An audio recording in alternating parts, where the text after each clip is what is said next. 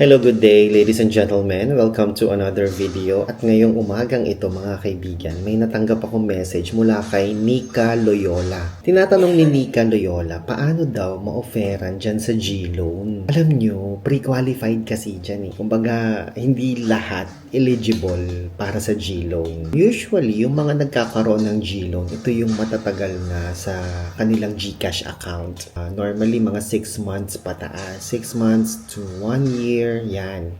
Nung ako po yung nagkaroon ng G-Loan, parang nasa 6 months pa lang or wala pang 1 year yung aking GCash account.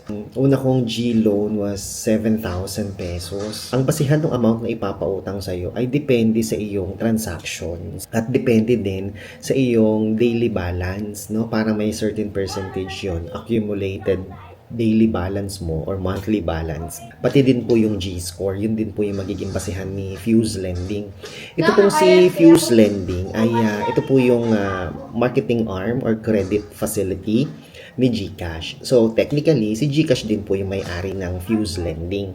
Ngayon po, yung G-Loan na yan, ino-offer yan sa atin. May magte-text po sa inyo, may magme-message po sa inyo na GCash na ino-offeran kayo or kayo po ay eligible sa inyong G-Loan. No? Eligible kayo magkaroon ng G-Loan. Iba pa yung G-Credit, iba pa yung G-Loan, at iba pa yung G-Gives.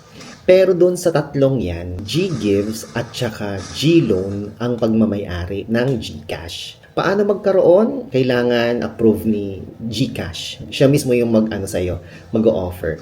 Wala kang ibang dapat gawin kundi to maintain who you are. Siguro, ito nga, yung lagi kong tinitip o pinapayo sa mga kababayan natin na gusto magkaroon ng offer mula sa G-Loan at G-Gives is to have a high G-score. Kailangan mataas yung average daily balance mo sa iyong e-wallet. Tapos, pangalawa, magkaroon ka ng G-Save. Mag-save ka, no? Through CIMB para magkaroon ka rin ng G-Credit na mataas. Yun.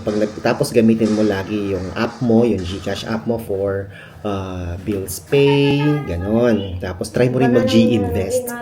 Oo. So, in short, kailangan mo talagang i-maximize yung paggamit ng GCash app mo.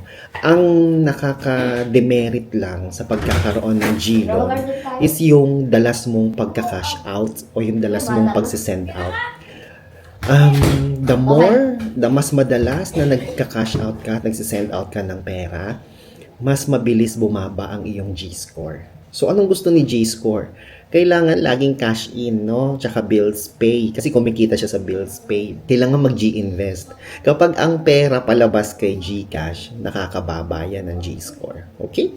Mag-cash in ka na mag-cash in, i-maximize, i-utilize mo ang iyong GCash application upang nang sa gayon ay ma-offeran ka na ng G-Loan kay Ma'am Nika Loyola. Kung may katanungan po kayo tungkol sa kagaya ng bagay na yan na tinanong niya, please leave a comment down below. Ako po si Chico. Enjoy the rest of the day and God bless po.